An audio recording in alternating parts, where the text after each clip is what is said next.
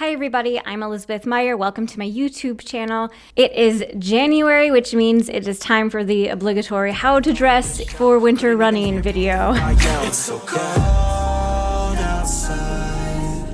I'm alone, I'm alright. It's so cold outside. I'm alone, I'm alright. It's so cold.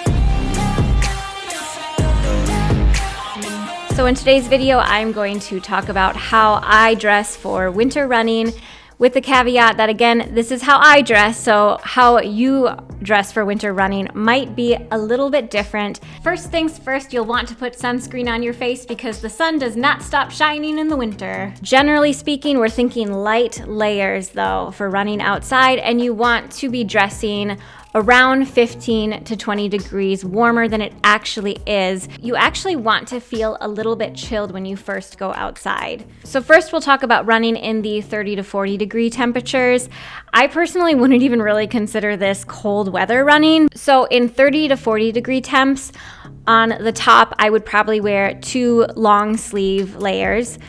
And on the bottom, I might wear shorts even, or leggings or capris, a lighter pair, definitely nothing too heavy, 1 pair of socks, a light pair of gloves, and a hat, and we would probably be able to call it good. If, however, it is raining, a 30 to 4 degree rain is quite cold, so I would definitely want to add some sort of jacket that is water resistant.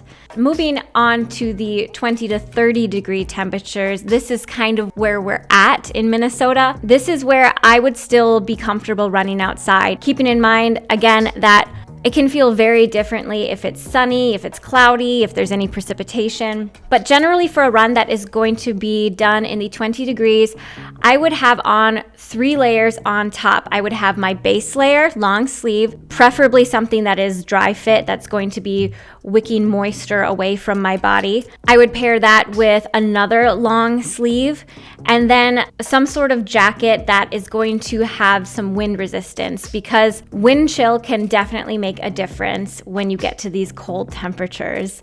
I would also be wearing a thick pair of leggings. I would also want to pair something around my neck like a gaiter or a buff, and if I'm out for a longer period of time, I might start to think about putting the buff around my nose and my mouth. I also wear 2 things on my head. I wear a headband to cover my ears and also a hat on top of that. This is actually because I wear Aftershokz headphones, and when I have just one hat over the Aftershokz headphones, there is some gappage for airflow around my ears when I wear them, so I do like to have that extra layer for some extra warmth around my ears. I would wear 2 pairs of gloves, 1 thin glove liner and 1 thicker glove over that. I like the liner because my hands do get a little bit sweaty, and that can make my hands feel very, very cold, so I like to pair the liner with a warmer glove on top of that.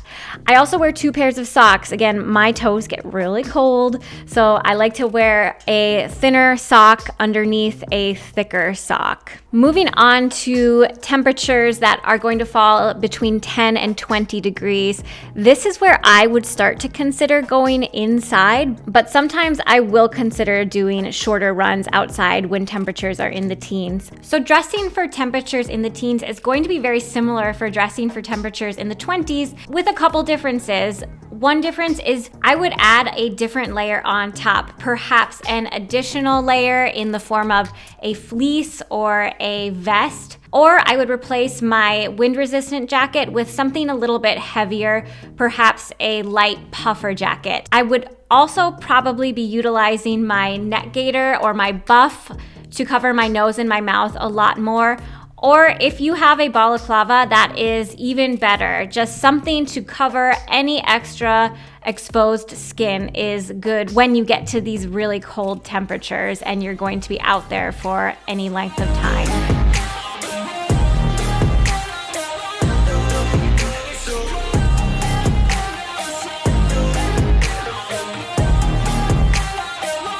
So we've covered clothes, but now let's talk about footwear, because sometimes the weather can be perfect, the temperature can be so nice, but the sidewalks are crap. Right now we have got a lot of snowpack on the sidewalks. There has been freezing rain, which causes a lot of icy patches. Every once in a while we have a thaw during the midday, and then overnight it freezes, causing icy patches. So it would be a good idea to have something with some sort of traction on your feet. I like to wear trail runners a lot in the winter time. If you don't have trail shoes, I would consider something with some sort of traction to put on your shoes. I own Yaktrax. That's the only brand I know about. I know there's some other brands out there that you could consider. These are really helpful for running outside when the conditions are a little bit slippery. And then in the wintertime, oftentimes it is dark in the mornings and the evenings when we're going out for our runs.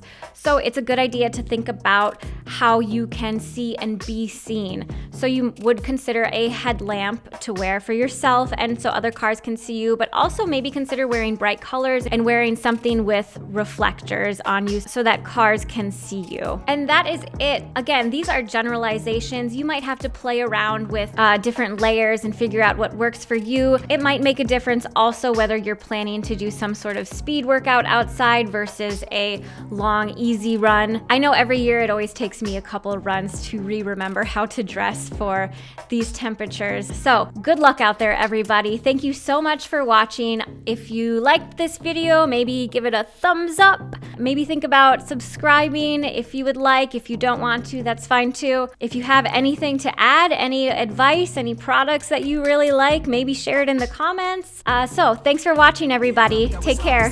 Bye. I'm alone, I'm alright. It's so cold outside. I'm alone.